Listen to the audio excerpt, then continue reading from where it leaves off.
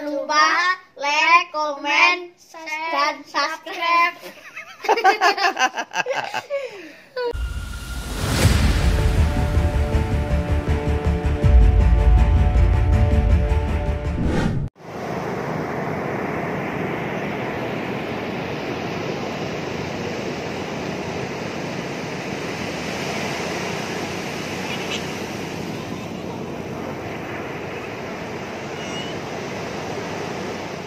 Memberikan satu gambaran umum saja dulu bahwa kita selama ini beragama Islam khususnya ini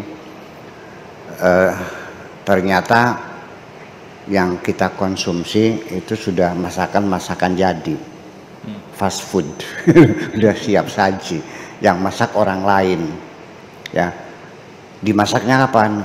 Sejak 1300 tahun yang lalu. Ini fikih Islam, hukum-hukum Islam, baik syariat, akidah maupun akhlaknya itu dimasak oleh orang zaman dahulu ya, pada abad kedua sampai abad keempat dan seterusnya di Daulah Abbasiyah khususnya. Karena Daulah Umayyah hanya 90 tahun usianya lalu pindah ke Baghdad. Disitulah hukum-hukum Islam diproduksi oleh mereka. Jadi sekarang ini ibaratnya kayak kita ini sehari-hari kita makan sudah masakan jadi. Dan yang masak banyak-banyak, warungnya juga banyak warungnya nih. Ada warung Syafi'i, warung Hanafi, warung Maliki, mazhab Hambali, warung Mu'tazilah, warung Syiah, warung macam-macam warung. Nah itu di sini jadi persoalannya, sehingga karena masakannya berbeda-beda dan selera kita berbeda-beda, maka terjadilah dalam bulan puasa ini kadang-kadang bukannya menambahkan kerukunan dan keakraban dan kemesraan beragama, malah justru saling menyalahkan, saling gontok-gontokan. Dari mulai sejak awal Ramadan penetapan sudah berbeda pendapat, saling salah menyalahkan, sampai nanti penetapan Idul Fitrinya juga berbeda pendapat. Nah itulah makanya kita mencoba ya hari ini ingin masak sendiri. Ya, artinya mereka kan sebenarnya kan dari Al-Quran, As-Sunnah, Al-Ijma', Al-Qiyas itu bahan-bahan bakunya. Nah hari ini kita ingin melihat bagaimana Al-Quran menjelaskan tentang puasa ini. Jadi nanti supaya diharapkan nanti ke depan orang Islam tidak usah bertengkarlah ketika menghadapi perbedaan-perbedaan semacam itu. Ya, jadi kita merasa tidak nyaman begitu. Ya, Tuhannya sama, kitabnya sama. Ya kan kok jadi berbeda? Ya ternyata itu beda masakan. Istilahnya interpretasi. Karena beda menginterpretasikan Al-Quran, maka akhirnya terjadilah warung-warung yang bermacam-macam itu. Ada warung Padang, ada warung Tegal, ya kan, ada warung Cirebon, warung Jamblang dan sebagainya. Oke. Oleh karena itu, coba saya ingin melihat langsung saja dari Al-Qurannya bagaimana para ulama, para mujtahidin ketika mereka membaca Al-Quran, lalu mereka memasak, mengolah sampai menyajikan menjadi sajian siap makan pada kita ini semuanya. Ini ayat Al-Quran yang berbicara tentang bulan puasa itu adalah di surat Al-Baqarah ya, di surat Al-Baqarah mana tuh?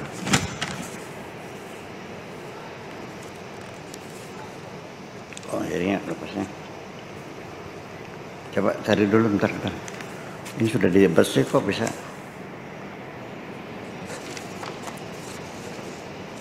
Satu 183 ya, mata saya agak ini. Ayat 183 yang awalnya berbunyi ya ayyuhalladzina amanu kutiba alaikumusyamu kama kutiba alal ladzina min qablikum la'allakum tattaqun ayyaman ma'dudat faman kana minkum maridan aw ala safarin fa'iddatun min ayyamin ukhar wa 'alal ladzina yutiqunahu fidyatun ta'amu miskin faman tatawwa'a khairan fahuwa khairul lahu wa antasumu khairul lakum in kuntum ta'lamun. Syahrul Ramadan alladzi unzila fihi al-Qur'an hudan lin-nasi wa bayyinatin minal huda wal furqan. Faman syahida minkum syahra falyasumhu wa man kana maridan aw ala safarin fa iddatun min ayyamin ukhra. Yuridullahu bikumul yusra wa la yuridu bikumul usra wa litukmilul iddata wa litukabbirullaha ala ma hadakum la'allakum tashkurun. Wa idza sa'alaka ibadi fa inni qaribun ujibu da'wata da'i idza da'ani falyastajibu li wal yu'minu bi la'allahum yarshudun. Itu adalah ayat-ayat tentang bulan puasa. Kita mulai. Pertama, Allah memanggil orang-orang yang beriman untuk diberitahukan bahwa puasa itu wajib. Jadi Allah memanggil orang-orang yang beriman, ya ayyuhalladzina amanu. Kenapa tidak memanggilnya ya ayyuhalladzina aslamu? Kita orang Islam, seolah-olah sehari-hari saya muslim, agamanya Islam. Tetapi setiap Allah akan memerintahkan sesuatu, yang dipanggil adalah keimanan, orang yang beriman. Kenapa demikian? Jadi artinya bahwa Allah tidak memanggil ya ayyuhalladzina aslamu karena belum tentu siap melaksanakannya. Yang sudah siap melaksanakan itu adalah orang-orang yang telah beriman. Jadi kalau demikian maknanya bahwa level keimanan itu lebih tinggi daripada keislaman. Nah, di dalam Al-Quran juga diceritakan bahwa ada beberapa orang sahabat datang menghadap kepada Kanjeng Nabi, lalu mereka mengatakan qalu amanna ya Rasulullah, kami beriman. Rasulullah melihat dengan perasaan yang sangat sensitif itu, kayaknya nggak pas nih. Ya. Nah, betul juga, akhirnya datang perintah dari Tuhan untuk menyampaikan kepada mereka yang menyatakan dirinya telah beriman, bal qulu aslamna, sebaiknya engkau mengklaim saja telah berislam, jangan mengatakan kami telah beriman. Loh, kalau begitu berarti kalau orang beriman sudah pasti berislam, tapi orang yang berislam belum tentu beriman. Itulah makanya yang dipanggil adalah orang yang beriman, ya ayyuhalladzina amanu. Kenapa? Apa sebabnya mereka itu diperintahkan untuk menyatakan telah berislam, jangan beriman? Alasannya adalah walamma yadkhulul imanu fi qulubihim, karena keimanan belum masuk di dalam hati mereka. Jadi mereka sudah sholat, sudah zakat, sudah puasa, sudah haji, sudah sah kita sebut sebagai muslim. Tapi apakah dia mukmin? Belum tentu. Karena belum tentu orang yang muslim itu juga mukmin. Jadi kalau Islam itu lebih didominasi oleh persoalan syariatnya semacam itu. Ini satu demikian. Kemudian yang kedua, setelah Allah memanggil ya ayyuhalladzina amanu kutiba alaikumus syamu. Kutiba dalam bahasa Indonesia sebenarnya kan diwajibkan. Di dalam bahasa Arab, kataba itu berbeda dengan wajaba, berbeda dengan faradha. Faradha artinya lain, fardu. Wajaba wajib. Kalau kitab, nah di sini kenapa Allah mengatakannya itu kutiba alaikum, bukan wujiba alaikum atau furida alaikum? Pada banyak ayat sering furida, tetapi di sini puasa kok kenapa kutiba? Dari sisi prosedur instruksi saja, ada perintah secara lisan, ada perintah secara tulisan, itu beda. Kutiba dituliskan makna aslinya, artinya diwajibkan secara tertulis. Nah, kalau furida itu diwajibkan secara ucapan. Ini beda sekali. Apa artinya bedanya? Begini, sesuatu perintah yang disampaikan dengan lisan, Pak Fakar besok datang ke rumah ya. Dengan Pak Fakar besok engkau saya angkat menjadi kepala sekolah sanawiyah di pondok ini. Nah, perintah yang sifatnya resmi itu pasti harus dengan secara tertulis. Jadi sudah ada SK-nya, ada memorandumnya, ada stempelnya, ada tantangannya. Nah, itu sudah menjadi perintah yang sifatnya sangat kokoh sekali. Tetapi kalau furidah saja, itu bisa saja ada pengecualian-pengecualian atau bisa saja dirubah satu ketika. Mari kita buktikan kenapa puasa disebut kutiba. Kalau as-saum itu adalah tidak disebutkan kutiba, zakat juga tidak kutiba dan sebagainya. Mari kita buktikan. Ketika seseorang jatuh atau datang haid, dia tidak sholat. Ya, begitu salah suci lagi, diqodho enggak? Enggak. Tapi bulan puasa, perempuan datang haid, dia kan tidak boleh puasa. Nanti Syawal dibayar enggak? Jadi karena perintahnya lebih kokoh. Kutiba alaikum, itu satu. Kemudian kama kutiba alal ladzina min qablikum, seperti juga puasa ini diwajibkan bagi bangsa-bangsa sebelum kita sekarang ini. Artinya di setiap negara, di setiap bangsa, setiap agama itu tradisi berpuasa itu sudah ada.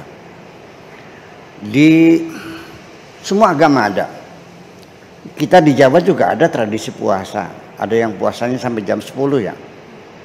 Ada puasanya sampai asar jam 4. Ada lagi puasanya 3 hari berturut-turut.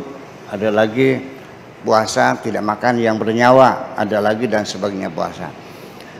Di Amerika, suku Indian itu, mereka dulu puasa setiap tahun itu selama 12 hari. Kemudian suku bangsa di Eskimo juga puasa selama 15 hari. Tapi sekarang tradisi itu sudah hilang karena mereka sudah tidak, apalagi kalau sudah menjelang dingin ya, itu nggak mampu sekali, berat sekali. Itu. Alladzina kama kutiba 'alal ladzina min qablikum la'allakum tattaqun. Ini target, tujuan, ya, maksud daripada puasa ini la'allakum tattaqun, supaya engkau bertakwa. Artinya puasa ini untuk meningkatkan ketakwaan. Sekali lagi bahwa ketika untuk meningkatkan ketakwaan ini karena salah persepsi, maka konklusinya berbeda, implementasinya, aplikasinya. Jadi kalau persepsi salah ya kesannya salah semua. Sementara ini kita kan mengkonsumsi masakan sudah matang. Yang kita baca dalam kitab-kitab fikih itu, takwa itu didefinisikan adalah melaksanakan segala perintah Allah dan meninggalkan segala larangan Allah. Jadi artinya puasa ini supaya kita, kan begitu. Saya ulangi lagi. Takwa itu menurut definisi para fuqaha melaksanakan segala perintah Allah dan meninggalkan segala larangan Allah. Puasa ini tujuannya untuk meningkatkan takwa. Jadi puasa ini tujuannya supaya kamu melaksanakan semua perintah Allah dan meninggalkan semua larangan Allah. Kan begitu jadi masalahnya. Yang jadi masalah saya nanya, jujur saja Pak Afkar, menurut Anda di dunia ada nggak orang yang bisa melaksanakan segala perintah Allah dan menjauhi segala larangan Allah? Tidak. Itu jadi persoalan. Kalau nggak ada, ya jangan ngomong dong. Masa kita mau bicara sesuatu yang nggak ada? Nah, kita kembali bahwa la'allakum tattaqun ini adalah berawal dari kosakata waqa yaqi wiqayatan. Maknanya berhati-hati, maknanya waspada. Dalam peribahasa Arab disebutkan al-wiqayatu khairum minal ilaj. Preventif itu lebih baik daripada kuratif. Jadi takwa ini adalah meningkatkan kewaspadaan, bukan melaksanakan segala perintah Allah dan larangannya. Kenapa? Karena waqa yaqi itu lafif mafruq ya. Fa fi'il dan ain fi'ilnya adalah dipisah dengan ainul fi'li. Waqa yaqi. Maka kata benernya qu anfusakum wa ahlikum nara. Waqa yaqi diikutkan wazan ifta'ala menjadi iutaqa. Kemudian wawunya diganti dengan ta menjadi ittaqa. Lalu adjektifnya isim fa'ilnya menjadi al-muttaqun, orang bertakwa. Jadi artinya meningkatkan tahun itu artinya berhati-hati, meningkatkan kewaspadaan kita semuanya. Itu maknanya waqa. Jadi begini, ketika kita keluar ternyata hujan rintik-rintik, kita kembali lagi ambil apa? Ambil payung. Itu ketakwaan. Atau kita keluar rumah di malam hari gelap gulita, kita balik lagi ngambil apa? Mengambil baterai, sentolop kata orang Jawanya. Ya. Nah, itu Anda berarti bertakwa. Ya, preventif. Barangkali hujan. Nah, adapun ketika setelah keluar di jalan, ternyata ketika baterainya dipejet nggak nyala, karena baterainya udah habis, ya Anda tidak dianggap sembrono, tidak dianggap gegabah. Anda sudah cukup berhati-hati, cukup berwaspada. Atau ketika keluar begitu hujan turun, begitu dikembangkan payungnya sobek. Nah, itu namanya kealpaan, kekeliruan, segala itu Allah menjamin la junaha alaikum fima akhtatum, tidak ada dosa bagi kamu kalau kamu melakukan kekeliruan seperti itu. Ya, yang dosa itu walakin ma ta'ammadat qulubukum, ketika ada kesengajaan kamu untuk melawan. Ya, hatimu sengaja melawan perintah Tuhan, itu baru dosa. Nah, situlah makanya baru bisa terjadi kalau begitu. Ya, orang bertakwa banyak kalau begitu mah. Siapa saja yang hati-hati ya bertakwa. Kalau yang melaksanakan perintah Allah ya nggak ada. Nggak ada orang yang bisa menjauhkan segala larangan Allah dan bisa melaksanakan segala perintah Allah. Nah, ini kemudian ayam ma'dudat, beberapa hari ini dikisahkan Nabi dulu sebelum diperintahkan puasa ini setiap bulan itu puasa 3 hari. Ya, terutama juga bulan Asyura juga puasa. Nah, setelah turunnya ayat ini, maka yang diwajibkan hanya bulan puasa saja. Ayyam ma'dudat, hanya beberapa hari. Tradisi puasa di mana-mana berbeda-beda. Ada yang 4 hari, ada yang suku Indian itu 12 hari, di Eskimo itu ada 15 hari, di Jawa juga, di Bali juga, semuanya ada puasa-puasa macam itu. Kama kutiba 'alal ladzina min qablikum. Nah, selanjutnya faman kana minkum maridan, apabila ada di antara kamu ada orang yang sakit, au ala safarin, atau melakukan perjalanan, faidatum min ayyamin ukhar, maka dihitung, dibayari di hari yang lain.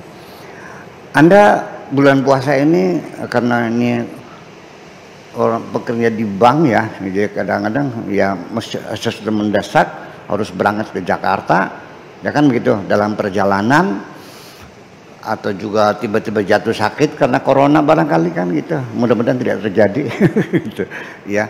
Nah, di sini diberi korting oleh Tuhan, bisa dispensasi, boleh kita makan, tidak meninggalkan puasanya, tetapi nanti bulan Syawal dilunasi, namanya qada. Itu. Wa 'alal ladzina yutiqunahu, dan bagi orang-orang yang tidak mampu melakukan puasa, dia tidak dalam perjalanan dan dia tidak sakit, dia dalam keadaan sehat, hanya karena usia lanjut, karena jompo, ya usia sudah 95 tahun, jalan saja sudah dituntun-tuntun, dia tidak sakit, sehat, dicek darahnya sehat, tensinya ya 130, kolesterolnya 140, normal semuanya, cuma udah jompo. Nah, bagi orang yang semacam itu, fidyatun ta'amu miskin. Nah, di situ maka dia sudah tidak lagi berkewajiban untuk melakukan puasa, tetapi dia harus membayar fidyah. Seberapa besar fidyahnya? Yaitu 1 kali makan orang miskin. Lalu ukurannya apa? Standarnya nggak bisa ditentukan dengan jumlah 100.000, 50.000, tidak. Standarnya kembali kepada situasi dan kondisi yang ada sekitar itu. Kalau dia tuh orang tinggalnya di kampung seperti di sini Kertasmaya, makannya itu di warteg. Berapa warteg? 15. Nah, berarti setiap hari dia boleh tidak puasa, boleh makan, tapi dia bayar fidyah 1 kali makan orang miskin 15.000. Tapi kalau andanya punya sawahnya 100 hektar, biasa makan di restoran di Cirebon, di Pizza Hut, menghabiskan 100.000 sekali makan, ya Anda ya sekali makan ukuran Anda. Jadi ukuran pribadinya ya. Kalau Anda setiap hari makannya berapa? 20.000, ya berarti ketika Anda nanti jompo itu nanti Anda bayar 20.000 setiap hari ngasih makan orang miskin itu fidyatun ta'amu miskin. Faman tatawwa'a khairan fahuwa khairul lahu. Tetapi ketika Anda ingin bersedekah lebih banyak lagi, tidak hanya 1 orang, tapi karena Anda orang kaya, ya rezekinya banyak, jangan 1 orang dong, ya deh 10 orang. Khairul lakum, itu lebih baik adalah untuk dirimu sendiri, ya sudah. Jadi 20 berarti 200 ya. Nah, 200 dibagikan orangnya. Bisanya 5 yang enggak masalah. Atau 2 orang juga boleh. Tapi yang ketentuannya adalah 1 kali makan untuk orang miskin. Jadi bukan ukuran orang miskinnya. Kalau orang miskin kan 10.000 makannya. Tapi iya andainya itu ukurannya. Faman tatawwa'a khairan fahuwa khairul lahu. Wa antasumu khairul lakum. Tetapi kalau orang sudah jompo itu ingin berupaya pengen puasa juga, gimana? Ya baguslah, nggak apa-apa, silakan. Tapi kalau sampai dia pingsan ya jangan dong. Ya. Tapi di sini suatu isyarat bahwa puasa lebih baik. Coba kita uji nanti kita bahas tentang hikmatut tasyrik tentang puasa itu. Nah, di sini ada satu persoalan bahwa adanya rukhsah tidak puasa itu ada 2 alasannya, yaitu 1 sakit, 2 bepergian. Apa alasannya? Alasannya adalah istinaban min istima'il masyaqqatin, menghindari ada 2 kelelahan puasa, kelelahan perjalanan. Yang jadi masalah kalau kita pergi perjalanan, dulu bisa kita maklumi karena perjalanannya naik onta atau juga jalan kaki. Kan begini, al-hukmu yaduru ma'a illatihi. Hukum itu sangat kondisional, tergantung kepada sebabnya, kepada ilatnya. Kenapa boleh tidak puasa? Karena jangan sampai lelahnya puasa, lelahnya perjalanan bergabung menjadi satu, menjadi sangat lelah. Dan akan membuat Anda menjadi sakit. Ketika dulu perjalanan kita naik pedati, naik sepeda, atau jalan kaki. Nah sekarang pejabat BI dari Jakarta mau ke Cirebon, naik mobilnya BMW seri 7 pakai AC, ya kan gitu, duduk di belakang. Boleh nggak buka puasa? Dari Jakarta ke Cirebon naik Mercy S500 yang ber-AC, nyaman, capek nggak? Di sini menjadi persoalan. Ada beda pendapat. Ada yang mengatakan sebaiknya jangan puasa, menghormati tawaran Allah. Ya dikasih apa bonus, ya terima dong, jangan sombong, terima aja begitu. Ada lagi ya, alasannya sudah bergeser karena sudah tidak melelahkan. Itu satu persoalan. Ada yang pendapat lagi ya puasa, ya karena tidak ada masyakohnya, tidak ada kesulitan, tidak ada keberatan, tidak ada kelelahan, lalu apalagi alasannya. Kita tuh. Kemudian jadi pertanyaan lagi, ini kan masakan para mujtahidin, mengapa berbeda-beda pendapat ketika membaca Al-Quran. Nah hari ini kita mencoba untuk masak sendiri hari ini dari Al-Qurannya, begitulah kira-kira. Yang pertanyaan berikutnya, orang yang bekerja di pertambangan, di bawah tanah, atau mencangkul di sawah, ya melawan teriknya matahari, ya punggung dijemur seharian dengan mencangkul, kayak apa terangganya, lelah nggak? Kalau dia puasa, apa yang mereka rasakan? Sakit, ya lelah sekali.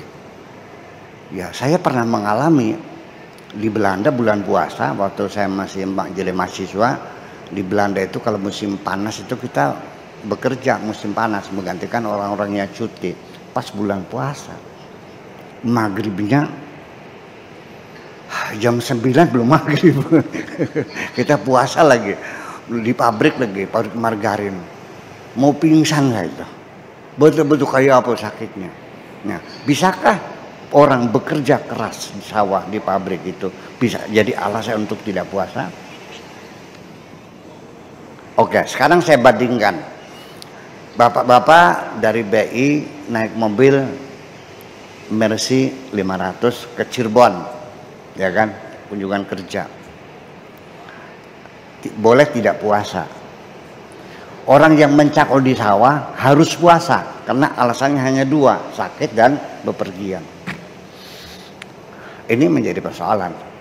Ya, dulu pernah ada di Al-Azhar, Syekh Muhammad Abduh itu memberikan fatwa untuk orang yang bekerja keras, ya di sawah dan pertambangan itu boleh berbuka, tetapi nanti di waktu cuti dia bayar puasanya.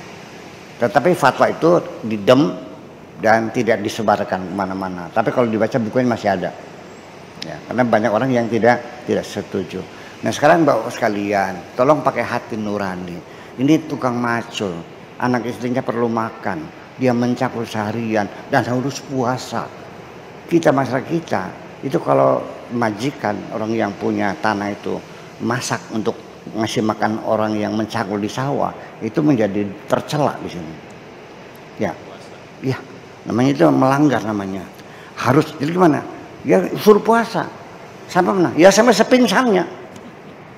Nah, nanti di sini yuridullahu bikumul yusra wala yuridu bikumul usra. Allah tidak ingin mempersulit kamu. Allah ingin mempermudah kamu. Ini kita kembangkan dari Al-Quran inilah, makanya perbedaan penafsiran itu adalah sifatnya penafsiran, perbedaan bagaimana menganalisa, bagaimana mengurai ayat-ayat Tuhan itu. Makanya tidak menjadi aneh ketika banyak mazhab-mazhab berbeda-beda karena masing-masing menafsirkan dengan logika masing-masing semacam itu. Kita lanjutkan lagi ya. Wa antasumu khairul lakum in kuntum ta'lamun. Syahrul Ramadan alladzi unzila fihi al-Qur'an hudal linnasi wa bayyinatin minal huda wal furqan. Bahwa bulan puasa itu adalah bulan yang istimewa, di mana pada bulan itulah Al-Qur'an diturunkan. Al-Qur'an hudal linnas, Qur'an wa bayyinat, Qur'an bayyinat, ya, kemudian furqan. Kemudian az-zikr dan Alkitab. Ada Alkitab, ada Al-Qur'an, ada Al-Furqan, ada Bayyinat, ada Al-Quran. Sama nggak? Ya beda. Ya, kalau kitanya orang beriman, ya kita menyebutkannya Alkitab, karena dzalikal kitabu la raiba fi hudan lil muttaqin. Tetapi di sini karena Al-Quran hudan linnas. Jadi orang yang beriman membaca Quran, namanya apa? Ya Quran. Yang tidak beriman, ya Quran. Yang beriman, ya Quran. Orientalis ya baca Quran juga, terjemah Quran. Tapi kalau kita yang bertakwa ini namanya membaca Alkitab. Itu kira-kira. Adapun Al-Furqan itu artinya lain lagi. Faman syahida minkum syahra falyasumhu wa man kana maridan aw ala safarin fa iddatum min ayyamin ukhra. Diulang lagi bahwa siapa orang dalam keadaan sakit atau bepergian maka dibayar di hari yang lain. Ya, yuridullahu bikumul yusra wa la yuridu bikumul usra. Allah ingin memberikan kemudahan, Allah tidak ingin mempersulit kamu. Ya, mana mungkin Allah menyuruh orang yang bekerja seharian di sawah, tukang beca, narik angkutan begitu jauh ya. Kemudian dia puasa juga, tega nggak? Tapi ini fatwa ini nggak jalan nih, karena umat Islam masih menghendaki, belum setuju bahwa orang pekerja keras itu boleh ini. Jadi sepingsannya aja ya. Oke, itu nanti kita bicarakan nanti. Walitukabbirullaha, nah disitulah ada mahadakum walitukmil iddata, jumlahnya disempurnakan. Puasa bulan puasa itu biasanya 29 hari. Tetapi ketika kita menghadapi kesulitan ru'yah, langitnya mendung sehingga kita tidak bisa melihat hilal, maka walitukmil iddata digenapkan menjadi 30 hari. Nabi juga pernah satu kali puasanya 30 hari. Kebanyakan puasanya 29 hari saja. Kemudian setelah itu baru walitukabbirullaha, disitulah Idul Fitri kita membaca takbiran ala mahadakumullah la'alakum tashkurun. Nah, terakhir ditutup ayat puasa ini, wa idza sa'alaka ibadi fa inni qarib. Apa hubungannya puasa dengan apabila ada orang bertanya kepada kamu tentang aku, kata Allah, katakanlah aku ini dekat. Fa ini qaribun, aku ini dekat. Ujibu da'wata da'i, akan kukabulkan doanya orang yang berdoa kepadaku. Idza da'ani, kalau dia berdoa kepadaku, falyastajibu li, mintalah pengkabulan kepadaku, wal yu'minu bi, dan percayalah kepadaku, la'allahum yasudun. Ini artinya bahwa orang berdoa ketika sambil berpuasa itu ada jaminan dari Allah, ujibu da'wata da'i. Bagaimana engkau berdoa perutmu buncit kayak orang hamil ya kan, makananmu sekenyang-kenyangnya lalu berdoa. Jadi artinya ini satu isyarat bahwa ketika kita memohon kepada Allah, berdoa apa saja, ingin punya anak, ingin anak kita bisa masuk jadi pegawai negeri, bisa ingin sekolah ke luar negeri, apapun kepentingan ini, tolong dibantu dengan berpuasa. Karena Allah sangat dekat dengan orang yang berpuasa.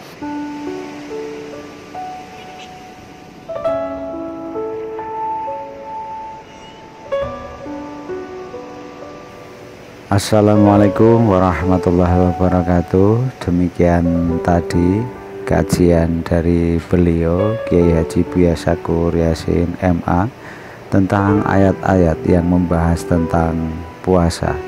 Semoga bisa diambil manfaatnya. Kurang dan lebihnya mohon maaf. Wassalamualaikum warahmatullahi wabarakatuh. Matur suwun.